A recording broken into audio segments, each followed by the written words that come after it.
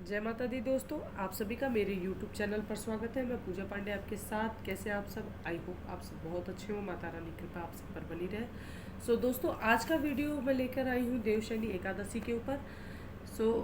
ये एक छोटी सी इसकी मैं आपको पहले कहानी बता देती हूँ कि देवशनी एकादशी पर क्या क्या होता है, इसे किस नाम से पुकारते हैं, क्या क्या इसके पूजा पाठ की विधि है, किस प्रकार देवशनी एकादशी हमें मनानी है। तो इन सब विषय में मैं संपूर्ण जानकारी आप लोगों के साथ शेयर करूँगी।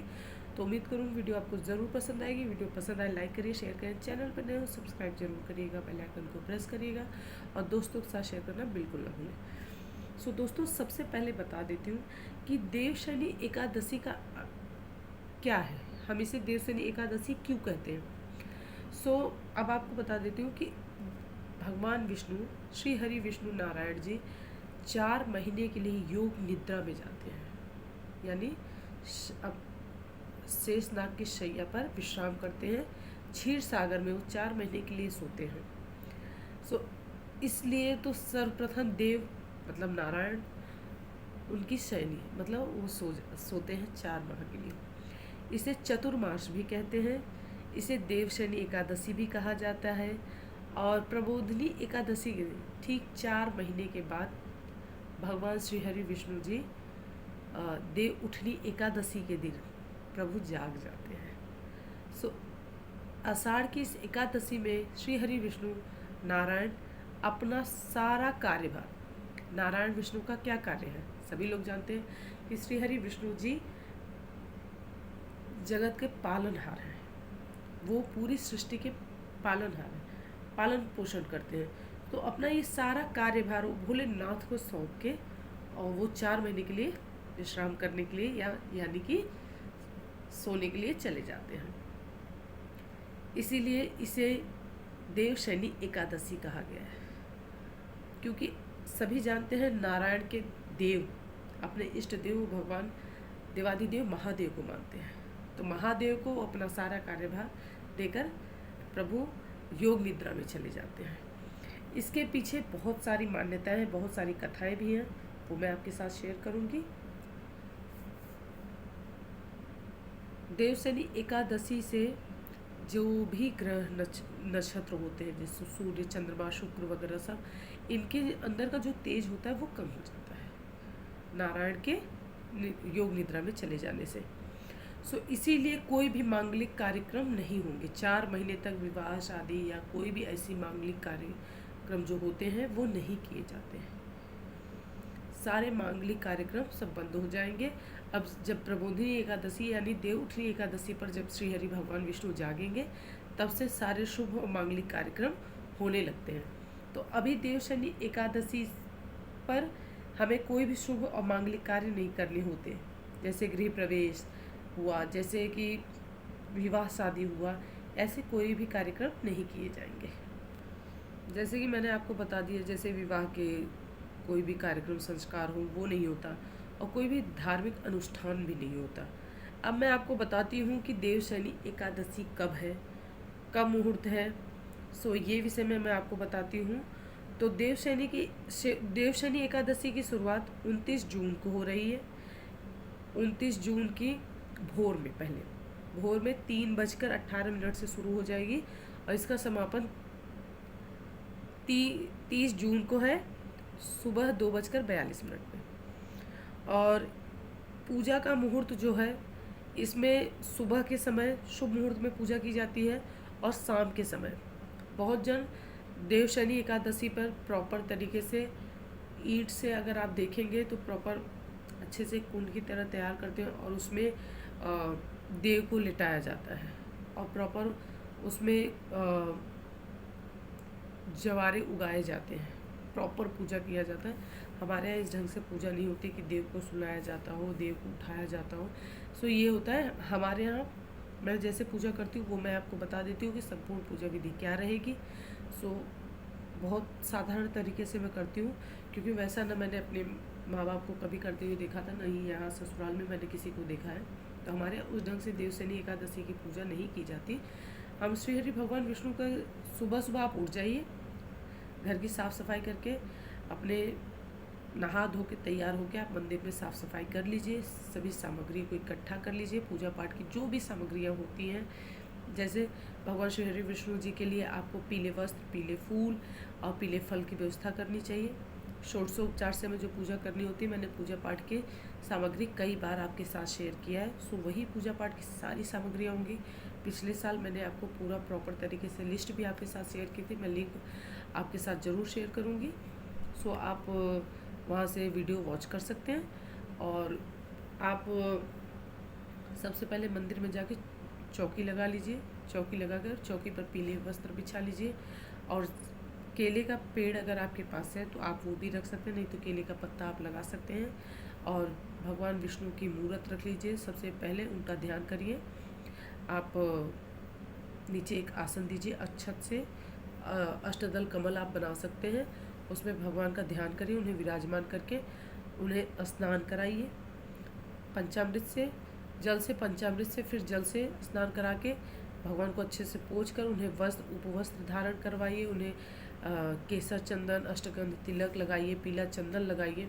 व्रत का संकल्प आप सुबह ही कर लीजिएगा कि आपको व्रत रखना है। व्रत का संकल्प आपको सुबेरे के टाइम सुबह अपना नहा धो के संकल्प ले सकते हैं।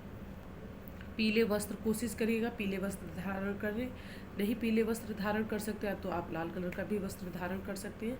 सो इस प्रकार से आपको देवाधिदेव भगवान विष्णु का स्नान पूजन करने के बाद षोडशोपचारों का पूजन करना है।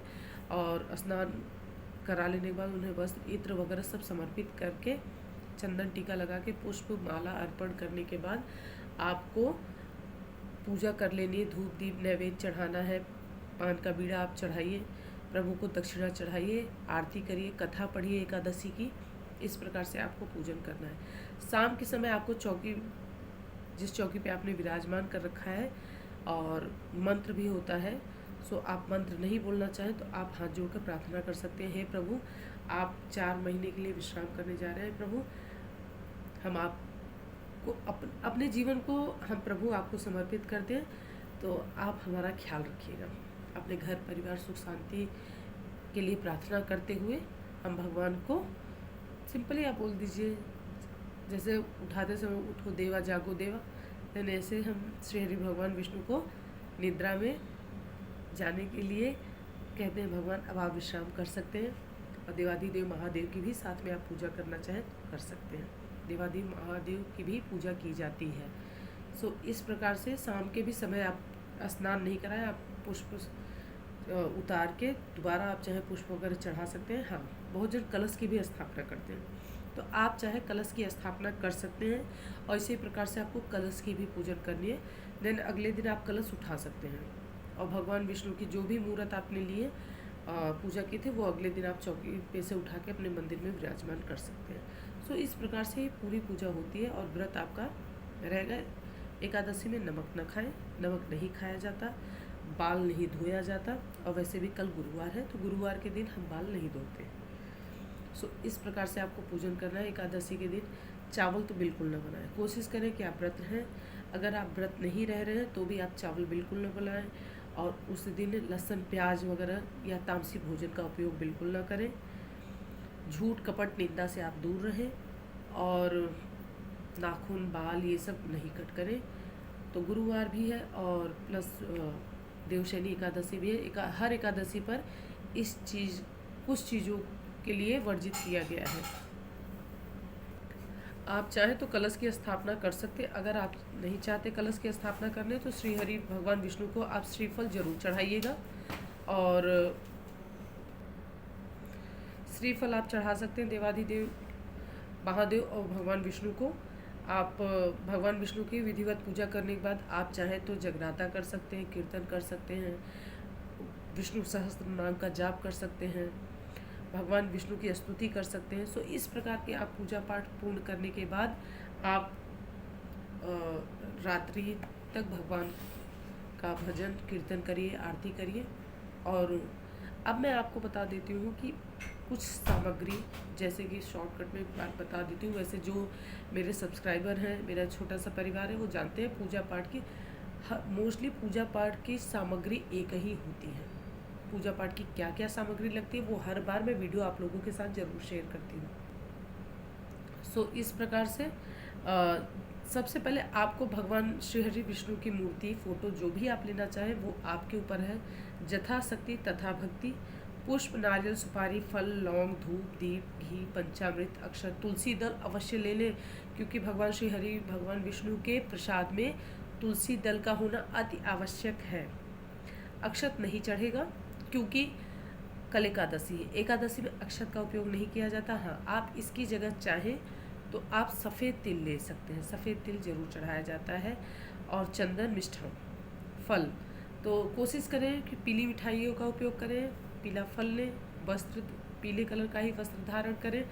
आपको एक चीज़ और बता दूं कि देवशनी एकादशी का महत्व इतना क्यों है। हर एकादशी, वैसे महीने की हर एकादशी का महत्व अपने आप में बहुत बड़ा महत्व होता है। एक दिन मैं पूरे एकादशी का अलग अलग महात्म्य आपको ज़रूर बताऊंगी। क्यों कहते हैं कि एकादशी में आप व्रत नहीं भी करते, ये एकादशी का व्रत सिर्फ अपने लिए होता है और किसी के लिए नहीं होता। अगर हम व्रत रखते हैं तो इसके लिए हमें पति से आज्ञा लेनी ज़रूरी होती है। सबसे पहली बार मैं आपको बता दूं, हमारे यहाँ कहा जाता था एकादशी का व्रत अपने पति के आज्ञा से या परमिशन लेके तब रहना चाहिए। अगर वो परमिशन देते तो रहिए, नहीं देते तो मत रहिए। ये आपका अपने लिए व्रत होता है। और आप अगर व्रत नहीं रह सकते तो आप चावल का उपयोग बिल्कुल ना करें। जैसा कि गुरुवार को हम हफ्ते में गुरुवार के दिन बाल नहीं धोना, नाखून नहीं काटना, बाल नहीं कटवाना, ये सब चीज़ें अवॉइड करते हैं, वैसे ही एकादशी पर भी करनी चाहिए। एकादशी के दिन व्रत रखने से सभी पापों से मुक्ति मिलती है। व्रत करने से व्यक्ति की सारी मनोकामनाएं पूर्ण होती हैं। भगवान विष्णु की भक्ति, उनके मोक्ष प्राप्त होता है। उनकी भक्ति करने से हमें मोक्ष प्राप्त होता है। माँ लक्ष्मी की कृपा होती है। सो भगवान विष्णु की पूजा हमें अवश्य करनी चाहिए। और केवल एक चीज़ और आपको आज बता दूं कि केवल लक्ष्मी की पूजा नहीं की जाती। लक्ष्मी उस घर में बिल्कुल नहीं टिकती जहाँ सिर्फ और सिर्फ श्री महालक्ष्मी जी की पूजा की जाती हो। लक्ष्मी जी का पूजन हमेशा श्री हरि विष्णु के साथ करें। अगर आप चाहते हैं कि माँ लक्ष्मी का स्थायी रूप से आपके घर में निवास हो, तिजोरी आपके हमेशा भरी रहे, मंदिर आपका जगमगाता रहे, तो माँ महालक्ष्मी जी के साथ श्री हरि विष्णु की पूजा करें। या श्री हरि विष्णु जी की पूजा करेंगे तो माँ लक्ष्मी साक्षात वहाँ विराजमान रहेंगी। सो हमें इस बात का ध्यान देना है। पूजा आपको ब्रह्म मुहूर्त में कर लेनी है और उसके बाद शाम के समय आप पूजन कर सकते हैं। आप कथा भी पढ़ सकते हैं। कथा पढ़ने के बाद, कथा करने के पश्चात क्या हुआ, चुप हो जाइए, सॉरी दोस्तों, उत्कर्ष बेड पे से गिर गया, इस वजह से जोर जोर रोने लगा। सो उसको चुप कराने में मुझे टाइम लग गया। सो आपको देवशनी एकादशी की पुस्तक मिलती है जिसमें व्रत कथा होती है, आप वो भी रख सकते हैं। उसमें आप देखकर कहानी पढ़ सकते हैं, या आप गूगल से भी कहानी एकादशी, देवशनी एकादशी की कहानी को निकाल के देखकर पढ़ सकते हैं। सो उम्मीद करती हूँ दोस्तों ये वीडियो आपको ज़रूर पसंद आया होगा। वीडियो पसंद आई हो तो प्लीज़ लाइक करिए, शेयर करें, चैनल पे नए हो सब्सक्राइब जरूर करिएगा। अभी भी आपको उत्कर्ष के रोने की आवाज़ आ रही होगी। सो जाके देखती हूँ उसे अब। सो वीडियो को ज़रूर लाइक करिएगा, शेयर करें, सब्सक्राइब जरूर करिएगा, बेल आइकन को प्रेस करिएगा, दोस्तों के साथ शेयर करिएगा। यदि आपका कोई सवाल होता है तो आप ज़रूर पूछ सकते हैं। सो उम्मीद करूँगी वीडियो सबको बहुत पसंद आएगी। और पूजा पाठ जिस प्रकार से किया जाता है वो मैंने आपको बता दिया है। सो इस प्रकार से आप पूजा पाठ करके भगवान श्री हरि विष्णु का आशीर्वाद लेके अपने जीवन को धन्य कीजिएगा। सो मैं मिलूँगी आपसे नेक्स्ट वीडियो में, तब तक के लिए जय माता दी।